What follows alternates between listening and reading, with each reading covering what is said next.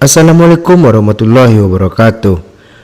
Selamat datang di kisah-kisah misteri. Kali ini saya akan membagikan cerita horor mengenai misteri pulang mudik ke rumah orang tua. Penasaran kayak gimana ceritanya? Jangan kemana-mana. Sebelum masuk pembahasan, alangkah baiknya sahabat kisah-kisah misteri support channel ini dengan cara like, subscribe channel ini supaya kita semangat lagi untuk membahas kisah-kisah misteri lainnya. Dan bagi yang sudah subscribe dan like, semoga kalian selalu dilindungi Allah Subhanahu wa Ta'ala dan dijauhi dari segala mara bahaya. Amin ya robbal alamin. Gak usah berpanjang lebar, mari kita mulai ceritanya. Semenjak 3 tahun lalu, Lebaran sudah berbeda. Ibu sudah tidak ada lagi bersama kami. Tuhan memanggilnya di awal tahun kemarin. Beliau akhirnya kalah oleh komplikasi diabetes, jantung dan gagal ginjal. Aku sudah hampir 8 tahun tidak tinggal berdekatan dengan orang tua. Perjalanan hidup membawaku tinggal di kota lain, beda provinsi. Mereka tinggal di kota Jakarta, justru aku yang pindah tinggal di daerah. Maka dari itulah, setiap lebaran jika banyak orang pulang kampung, aku dan keluarga justru pulang ke kota. Karena janggal juga menyebut ibu kota Jakarta sebagai kampung. Hari Raya Idul Fitri atau Lebaran merupakan momen yang spesial bagiku. Teringat saat aku masih tinggal bersama orang tuaku sejak kala masih sekolah sampai di bangku kuliah, hingga tahun-tahun awal masa kehidupan dewasaku bersama istri. Setiap menjelang Lebaran, dapur menjadi lebih hidup oleh kesibukan ibuku yang sedang mengolah kue, sampai makanan khas Lebaran seperti opor ayam dan lainnya. Aku merindukan momen-momen itu. Bahkan kini sudah merasakan kehilangan. Ibu memang tidak tergantikan oleh siapapun. Daerah yang tinggal meskipun cukup jauh dari Jakarta, namun masih dapat ditempuh dengan durasi perjalanan 6-8 jam. Maka itulah tidak ada alasan bagiku untuk tidak pulang tiap Lebaran. Aku hanya 2 bersaudara dengan adikku. Lain hal dengan adikku, dia berpenghidupan di luar Pulau Jawa, bekerja di perusahaan manajemen bandar udara. Setiap Lebaran dia tidak dapat pulang karena justru di momen hari raya aktivitas bandara menjadi lebih padat. Karenanya dia harus bertugas ekstra waktu itu. Akhirnya aku dan keluargaku yang bisa pulang berlebaran, sekaligus menengok orang tua. Rumah masa kecilku adalah bangunan 2 lantai. Dari segi luas bangunan memang tidak bisa dibilang kecil, bahkan cukup besar. Dahulu saat aku dan adikku masih tinggal di rumah itu tidak pernah sepi, karena aku maupun adikku sering membawa teman-teman karib sekedar bermain. Bahkan ada yang sampai bermalam lebih dari sehari. Rumahku bagai rumah singgah. Akan hal itu orang tua tidak keberatan. Bahkan ibu kelihatannya malah senang rumah menjadi ramai. Ibu memang berlatar belakang dari keluarga besar. Ia merupakan anak ketiga dari 8 bersaudara. Mungkin itulah yang membuatnya merasa senang apabila di rumah banyak orang. Ayahku saat masih aktif bekerja, jabatan di kantornya lumayan tinggi. Penghasilannya terbilang lebih dari cukup. Maka itulah dia membangun rumah kami menjadi cukup besar untuk keluarga kecil. Hal mana kondisi itu kemudian diselisih ibu. Dia tidak menduga jika kami anak-anaknya saat menjalani kehidupan dewasa akan pergi meninggalkan rumah. Sebenarnya jika dipikir-pikir, bukankah tak seorang pun dapat menerka akan masa depannya, akan kemana dan di mana nasib membawanya pergi, akan jauh atau dekat dari rumah. Itu terlalu besar dari kami berdua. Demikian keluh kesah ibu yang sering disampaikannya. Ia sering merasa kesepian. Waktu itu aku sudah berencana pindah kembali ke rumah masa kecilku. Mengingat anakku yang paling besar sudah sama berencana kuliah di Jakarta. Mata pencarianku sebagai pengusaha juga tidak terkait peraturan siapapun. Aku sudah sampaikan perihal ini ke ibuku, dan dia senang sekali mendengarnya. Namun sayang 1000 sayang, saat aku akan kembali pulang ke rumah, justru ibuku yang pergi. Di hari ibuku meninggal, malam setelah ibu dikebumikan, aku dan adikku beserta istri kami masing-masing mengadakan semacam rapat kecil-kecilan, membahas siapa yang akan menemani ayah sepeninggal ibu. Mengingat umurnya juga sudah cukup tua, pastinya ada hal yang tidak dapat dikerjakan sendiri. Lagi pula rumah ini terlalu besar jika hanya ditinggali seorang kakek-kakek. Aku dan adikku sepakat. Aku dan keluargaku yang akan pindah kembali ke rumah, sekaligus menemani ayah. Pertimbangannya adalah adikku merupakan karyawan. Dia terikat regulasi institusi, tidak dapat minta mutasi begitu saja. Yang paling realistis untuk dapat pindah segera mungkin adalah diriku, dikarenakan profesiku sebagai wira swasta atau pengusaha. Namun, dikarenakan usahaku ada di daerah, aku juga tidak dapat langsung serta-merta pindah begitu saja, meninggalkan usaha yang sudah berjalan. Kepindahanku itu harus memproses tahap demi tahap. Sejalan dengan itu, sejak itulah sampai saat ini pola aktivitasku menjadi nomaden. Dalam sebulan 2 minggu di daerah, 2 minggu di kota, 2 minggu bolak-balik. Meski aku tinggal di daerah selama 8 tahun terakhir, ini bukan sama sekali aku tidak pulang ke rumah.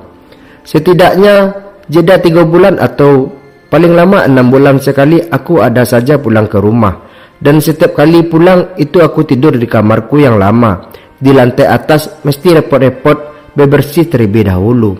Dikarenakan debu yang sudah menebal, bahkan juga ada sarang laba-laba, benar-benar seperti rumah kosong. Sewaktu itu ibu masih ada. Saat aku pulang, aku mematikan lampu-lampu di lantai atas dan kamar-kamarnya, selalu dalam keadaan menyala meski di siang hari. Saat aku tanyakan mengapa lampu dibiarkan menyala demikian, dia tidak bisa menjelaskan apa-apa selain gak apa-apa biar gak ada yang lain yang ngisi. Aku memang sudah mendengar perihal apabila kamar atau rumah dalam keadaan kosong 3 hari saja, maka ada makhluk halus yang akan mengisinya. Dahulu mendengar perihal itu, aku menanggapinya hanya sebatas angin lalu saja. Ayahku pun demikian, dia adalah seorang yang mengedepankan logika. Meskipun belakangan jika ada kesempatan aku bercakap dengan ayahku, dia pernah menyampaikan jika di lantai atas dia sekali mendengar seperti ada orang. Kadang terdengar langkah-langkah, bahkan sampai terdengar seperti ada orang yang berlari. Mendengar hal itu, demikian keluar dari mulut ayahku yang cukup membuat terperangah juga. Tumben banget bokap mikir hal-hal begitu, pikirku. Memang saat ibuku masih ada pun, pernah satu kali kami bercakap di ruang makan, tiba-tiba dia berseru sambil menatap ke arah sudut dekat wastafel. Siang-siang udah keluar. Melihat demikian, aku juga tergelincir sendiri. Aku memang sudah tahu dari keluarga besar ibuku bahwa beliau memiliki indera keenam, berkemampuan melihat makhluk halus, tapi kemampuan ibuku itu tidak ada biasanya. Hanya sekedar menjadi ciri khas yang membedakan dia di antara saudara-saudaranya dan juga orang kebanyakan. Maksudnya, orang yang memiliki ketajaman indera keenam biasanya akan menjadi semacam canayang atau semacam orang pintar, tapi tidak dengan ibuku. Dia merasa biasa-biasa saja, bahkan cenderung menakutkan. Kata ibuku, di ruang makan ada sosok yang berwujud seperti bayangan, hitam belaka meski berbentuk manusia. Sosok itu kerap keluar atau muncul kemudian hilang di sudut ruangan makan. Bagaimana aku sampaikan sebelumnya, lain halnya di dapur.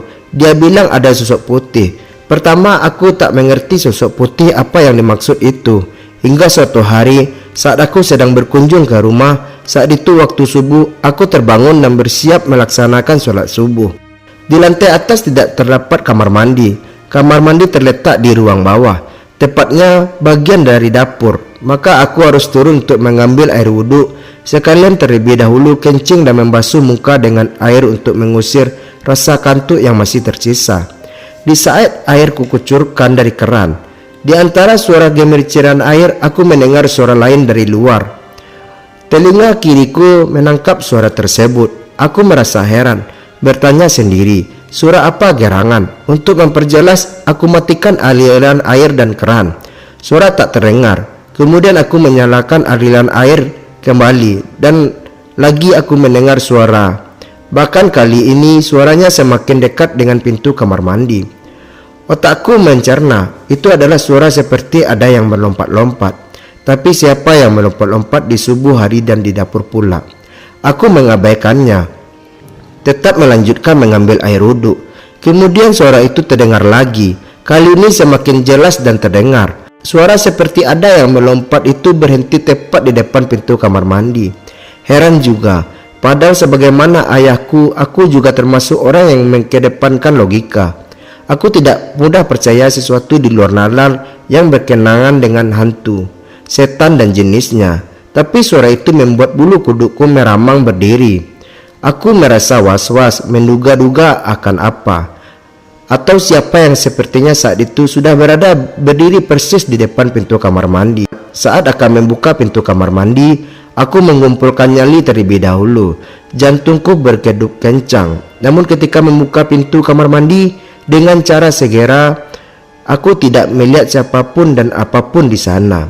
Padahal malam tertentu aku juga kerap terbangun karena mendengar ada suara orang yang melangkah lalu lalang di luar kamar. Pada awalnya aku kira itu adalah ayahku dan ibuku. Aku panggil mereka, "Pa, Ma." Tak ada yang membalas menyahutku. Lalu aku membuka pintu, tak ada siapa-siapa. Pernah juga saat ada suara seperti orang sedang berjalan, aku sengaja hanya diam dan tidak menyapa. Dan kemudian pada bagian bawah celah pintu, aku melihat bayangan kaki yang sedang berdiri persis di depan pintu kamarku. Lalu dengan hati berdebar, aku menunggu apa yang akan selanjutnya terjadi. Ternyata bayangan sosok itu hilang begitu saja. Demikianlah jika mendengar langkah-langkah atau melihat sosok bayangan di depan pintu kamar, akhirnya aku diamkan saja. Lama-lama rasa takut berkurangan, akan sepertinya menjadi terbiasa atau bahkan sudah sering mengenal. Sesekali waktu ibuku bercerita, dia minta dicarikan sesuatu di kamar gudang kepada seorang pemuda tetangga. Kamar di gudang terletak juga di atas. Namun yang terjadi kemudian pemuda itu turun dengan terbirit-birit. Ibu bertanya, "Ada apa?" Pemuda itu menjawab dengan gemetaran bahwa sedari awal masuk kamar gudang hawanya sudah beda. Dia merasa hawa panas yang lebih juga lembab. Saat mencari-cari barang yang dimaksud, dia merasa tidak nyaman, seperti ada yang memperhatikannya. Namun yang kemudian membuat sontak lari terbirit-birit karena merasa tidak kuat adalah dia melihat boneka karakter anak perempuan, tangannya bergerak seolah-olah melambaikan kepadanya. Aku menduga boneka di gudang itu adalah kepunyaan anak perempuan saat dia masih balita. Sebagaimana sudah aku sampaikan, awal-awal nikah sampai anak perempuanku duduk di sekolah dasar kelas 3, aku sekeluarga memang sempat tinggal di rumah itu bersama orang tuaku. Sekarang ini untuk sementara aku menjalani pola hidup nomaden. Aku membagi waktu di desa dengan di kota. Anak perempuan pertamaku sudah lulus SMA dan sebagaimana rencana dia melanjutkan kuliah di Jakarta. Tinggalnya tentu saja di rumahku. Keberadaan anakku di rumah menjadi sekalian menemani ayahku pasca ibuku meninggal. Seolah Tuhan sudah mengatur demikian. Istriku sementara masih di daerah mengurus operasional usaha. Saat ini kami sedang mengader karyawan yang bisa dipercaya agar pada waktu kami pindah nanti kegiatan operasional usahaku bisa dialihkan kepada karyawan yang terpercaya tersebut. Anakku yang bungsu saat itu masih duduk di kelas 11 SMA atau kelas 2. Rencana saat itu bungsu lulus SMA, kami sekeluarga baru pindah kembali ke rumah di Jakarta. Di lantai atas rumahku ada 4 ruangan. 2 kamar yang cukup besar adalah dahulunya kamar orang tuaku dan satu lagi kamar adikku, lalu 1 kamar yang luas tidak terlalu besar, maksudnya awal yang dijadikan kamar pembantu rumah tangga, sekaligus dijadikan ruang setrika pakaian. 1 ruangan lagi letaknya di ujung adalah difungsikan sebagai gudang. Anakku menempati kamar yang dahulu adalah kamarku, sedangkan aku sekarang menempati kamar yang dahulu kamar adikku. Satu malam berkitaran jam 12 malam, aku mendengarnya berteriak histeris. Teriakan sontak membuatku terbangun dan segera berlari menuju kamarnya. "Kenapa kamu, nak?" tanyaku kepadanya. Aku melihatnya keningnya dibasahi peluh keringat padahal kamarnya ber-AC. Ada pocong ya, jawabnya terbata-bata. "Pocong?" tanya lagi. "Yang benar kamu, nak. Apa kamu nggak salah lihat? Di mana kamu lihatnya?" lanjutku bertanya berburu-buru. "Enggak ya, benar. Aku lihat pocong. Pocongnya berdiri di atas kasur persis di depanku. Mukanya ya, paparnya." Saat mengeluarkan kalimat terakhir itu, aku memperhatikan mimik wajah menyiratkan ketakutan. Lalu dia menunjukkan Mukanya gelap hitam kosong gitu ya. Terangnya sambil menutup wajah dengan selimut. Aku berusaha menguatkan hatinya. Sudah nak, gak apa-apa. Ada ayah di sini, kamu tenang saja. Berdoa saja meminta perlindungan sama Allah. Aku menemaninya beberapa saat sebelum kembali ke kamarku. Lalu ku katakan kepadanya supaya jangan takut. Ini kan rumah kita. Kita yang tinggal di sini. Merekalah justru yang menumpang. Kata-kataku itu manjur membuat terlihatnya lebih tenang. Ketika sudah di luar kamar anakku, aku melakukan hal yang sebenarnya menurutku sendiri tidak logis. Aku berkata-kata sendiri sambil menyapu pandangan sekitar ruangan di lantai atas. Assalamualaikum siapapun kalian. Ini rumah saya. Saya yang tinggal di sini. Kalian yang numpang. Silakan kalau mau di sini, tapi jangan ganggu. Masing-masing saja. Kejadian serupa kembali terulang. Kali ini dialami istriku. Kebetulan dia mulai bisa mencuci. Waktu pulang ke rumah di kota bareng 3 hari 2 malam, kangen sama si kakak katanya yang sudah kuliah di Jakarta. Saat sedang tidur kembali aku terjaga dikarenakan mendengar teriakan yang kali ini dari istriku yang tidur di sampingku. Ada apa bun? Ada apa? Saruku sambil menguncangkan badannya. Itu ya di pojok ada pocong sama boneka melayang-layang. Jawabannya setengah histeris. Aku bergegas menyalakan lampu kamar. Saat terangku layangkan pandanganku ke pojok belakang meja televisi sebagaimana arah yang dia tunjuk, tapi aku tak melihat apapun. Mana bun? Gak ada apa-apa, saruku. Ada ya, benar. Bunda mengelihat pocong berdiri aja di situ, mukanya hitam. Terus di sampingnya ada boneka yang melayang-layang. Balasnya dengan nada gusar karena merasa tidak percaya. Ya udah, biarkan aja. Udah gak apa-apa kan? Tidur lagi aja. Berdoa dulu yuk, balasku sambil menghampiri kemudian membelainya supaya dia lebih tenang. Sesudah berdoa, lalu dia kembali merebahkan badannya mencoba untuk tidur kembali. Aku tidak langsung tidur dan mematikan lampu supaya istriku tidak merasa takut. Setelah dia terlihat sudah kembali lelap tidurnya, barulah aku matikan lampu kamar. Pada saat rebahan, aku tidak dapat langsung tidur. Mataku masih terjaga. Sambil aku berdoa yang aku hafal dan sepanjang yang ku tahu dapat mengusir setan. Dalam keremangan dan keheningan suasana kamarku dan lantai atas, aku pasang juga telingaku. Aku pastikan apakah selanjutnya akan ada penampakan lagi. Kemudian suara seperti orang yang berjalan lalu lalang di luar kamarku. Terjaga dan terjaga sambil terus mengucapkan doa. Sambil rasa kantuk mulai kembali menghadapiku dan tak sadar aku pun tertidur. Lebaran tahun 2021. Sebagaimana bisa aku dan keluargaku mudik pulang ke rumah. Kami memilih 10 hari sebelum lebaran sudah mudik agar banyak waktu sana berkumpul menemani ayah. Kami sengaja mudik jauh dari sebelum hari H untuk mengalihkan larangan mudik dari pemerintah. Dikarenakan saat itu masih masa pandemi COVID-19. Lagi pula menalaka aku tega membiarkan ayah sendirian di rumah saat lebaran. Lebaran tahun ini terasa berat bagiku. Kali ini pertama tanpa ada sosok seorang ibu. Aku menatapi dapur, meja makan dan ruangan keluarga. Ada perasaan yang hampa, lalu ada rasa yang menyesak di dada. Rasa kehilangan yang dalam. Betapa setiap sudut rumah ini tergambar kenangan indah bersama ibuku. Hingga tanpa terasa air mataku meleleh. Lalu aku beranjak ke ruang tamu. Aku jadi kembali teringat salah satu kebiasaan ibu lainnya, yakni setiap mendekati lebaran ia memilihkan bunga kesukaanku, bunga sedap malam. Ibu meletakkan bunga sedap malam pada vas di ruang tamu sehingga hari lebaran ruang tamu menjadi wangi semerbak. Kemudian aku duduk di bangku sofa ruang tamu sambil menatapi figuran besar bergambar ibu. Melihat senyumnya yang tersungging, tatapan mata yang meneduhkan dan kemudian ingat sukacita saat hari lebaran. Kali ini tenggorokanku terasa tercekat. Aku menahan tangis. Tiba-tiba hidungku menangkap wangi yang tak asing. Wangi yang setiap lebaran memenuhi ruang tamu. Wangi bunga kesukaan ibu. Wangi bunga sedap malam. Aku bergumam, lirihnya dengan memanggil nama ibuku, Mama. Pesan yang kita ambil di sini adalah, temuilah orang tuamu selagi dia masih hidup. Dikala dia tidak ada lagi, semua akan terasa lebih hampa. Sekian kami pamit. Terima kasih. Wassalam.